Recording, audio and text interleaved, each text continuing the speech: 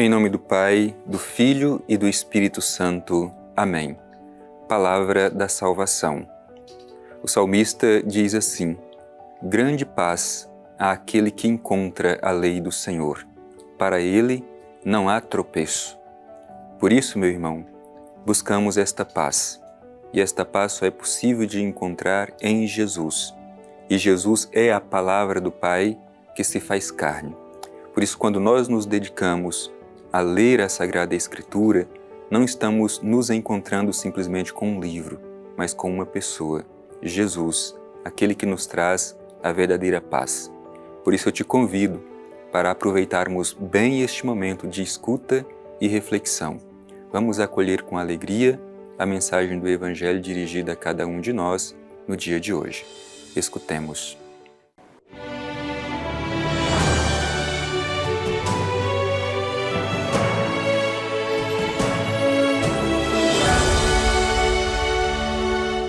Proclamação do Evangelho de Jesus Cristo segundo João. Glória a vós, Senhor. Jesus foi para o Monte das Oliveiras. Antes do nascer do sol, já se achava outra vez no templo. Todo o povo vinha a ele e, sentando-se, os ensinava. Os escribas e os fariseus trazem então uma mulher surpreendida em adultério e, colocando-a no meio, diziam-lhe: Mestre, esta mulher foi surpreendida em flagrante delito de adultério. Na lei, Moisés nos ordena apedrejar tais mulheres. Tu, pois, que dizes? Eles assim diziam para pô-lo à prova, a fim de terem matéria para acusá-lo. Mas Jesus, inclinando-se, escrevia no chão com o dedo.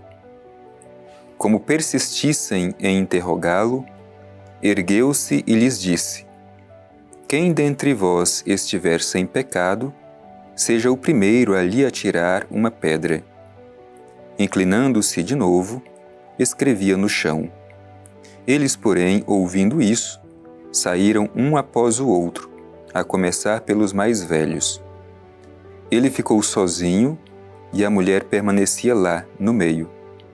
Então, erguendo-se, Jesus lhe disse: Mulher, onde estão eles? Ninguém te condenou? Disse ela: Ninguém, Senhor. Disse então Jesus: Nem eu te condeno. Vai, e de agora em diante não peques mais. Palavra da salvação. Glória a vós, Senhor. Meu irmão e minha irmã, hoje nós somos colocados diante de um trecho do Evangelho que já escutamos muitas vezes, mas cada vez que o escutamos, ele nos toca de uma forma nova, justamente porque revela o rosto misericordioso de Deus, que não condena, mas que perdoa, que devolve a dignidade àquele que era considerado indigno da graça de Deus. Hoje não é diferente. Por isso eu te convido para juntos fazermos esta reflexão, mas sentindo-nos também alcançados e tocados por esta misericórdia.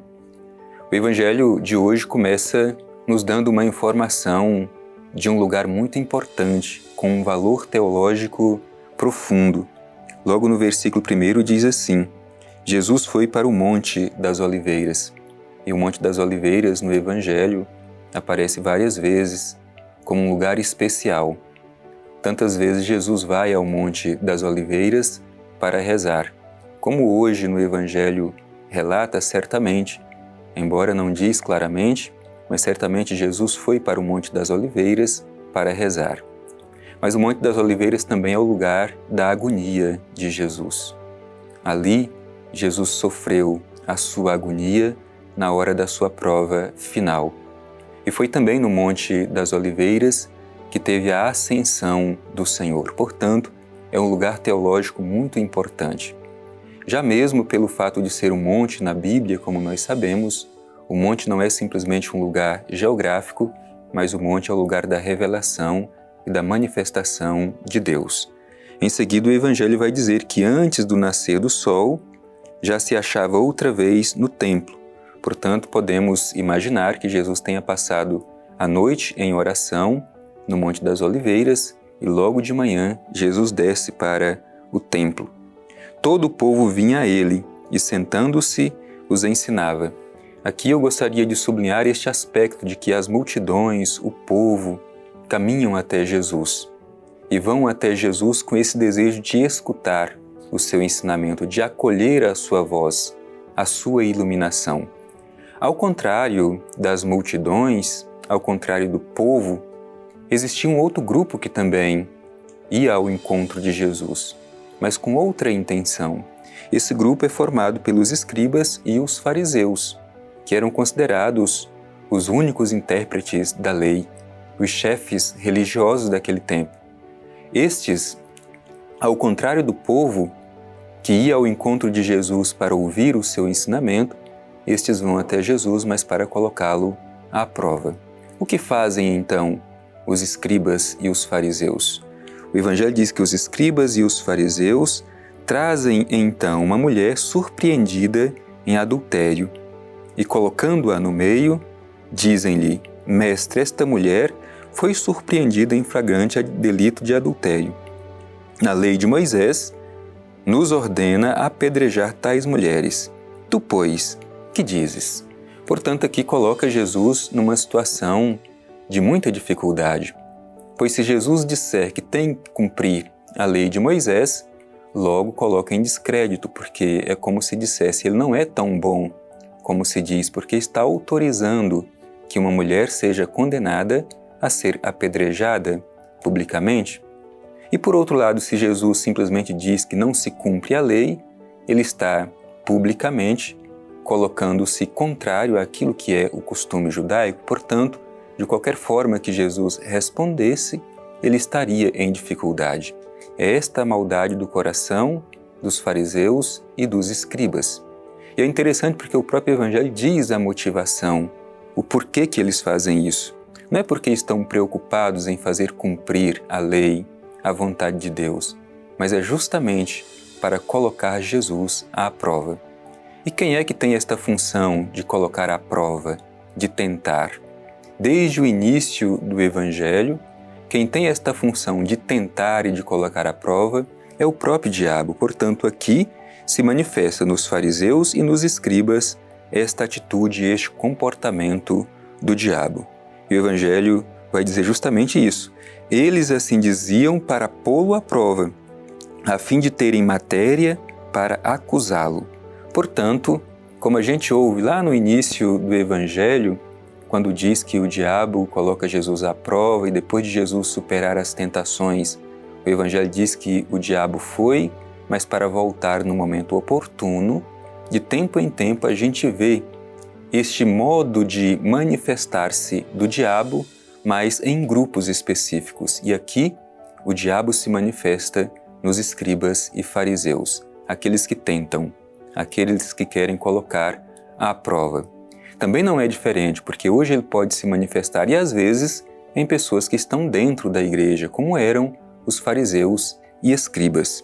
Mas Jesus não se deixa levar por esta cilada, por isso o Evangelho diz que, inclinando-se, escrevia no chão com o dedo, mas insistiam para que Jesus respondesse, interrogando-o.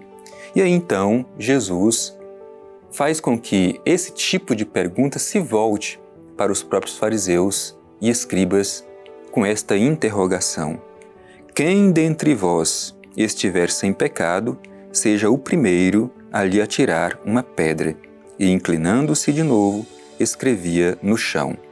Jesus sabia que aqueles que queriam condenar aquela mulher não eram santos, ao contrário. Eles queriam expor o pecado dos outros, pensando que isso o tornaria mais santos.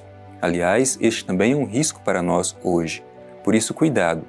E é interessante porque, diante disso, o Evangelho diz que eles, porém, ouvindo isso, saíram um após o outro, a começar pelos mais velhos. Como nós sabemos, os mais velhos na Bíblia eram aqueles que tinham mais autoridade. Por isso, a começar pelos mais velhos, aqueles que tinham mais autoridades, saíram um por um. Às vezes a gente tem esta tentação de querer condenar os outros, mas sem olhar as nossas próprias atitudes. e os nossos próprios pecados. E aí o Evangelho conclui dizendo: ele ficou sozinho e a mulher permanecia lá no meio. Então, erguendo-se, Jesus lhe disse: mulher, onde estão eles? Ninguém te condenou? Disse ela: ninguém, Senhor. Disse então Jesus: nem eu te condeno. Vai e de agora em diante não peques mais. O Deus da nossa fé não é o Deus da condenação, é o Deus da salvação, mas pede de nós a conversão. Vai e não peques mais.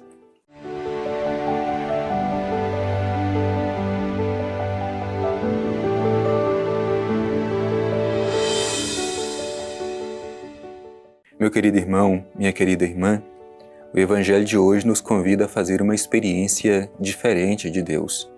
E o rosto de Deus, o rosto do Pai Eterno revelado por Jesus, é de um Deus que é amor, que é perdão, que é misericórdia, que nos acolhe, mesmo quando caímos e pecamos. Ele nos chama a mudança de vida, nos chama a conversão, mas não nos condena. Por isso, interpelados por este Evangelho, coloquemo-nos diante do Pai e façamos a nossa oração. Pai eterno, Deus de amor e misericórdia, ao ouvir esta mensagem do Evangelho de Teu Filho Jesus, te pedimos a graça de fazer esta experiência de um Deus misericordioso, amoroso, de um Deus que perdoa e acolhe. E ao mesmo tempo, Pai eterno, te pedimos a graça de testemunhar em nossas palavras e em nossas ações este perdão, esta misericórdia nas nossas relações fraternas. Assim seja. Amém. O Senhor esteja convosco, Ele está no meio de nós. Abençoe-vos o Deus Todo-Poderoso, Pai, Filho e Espírito Santo. Amém.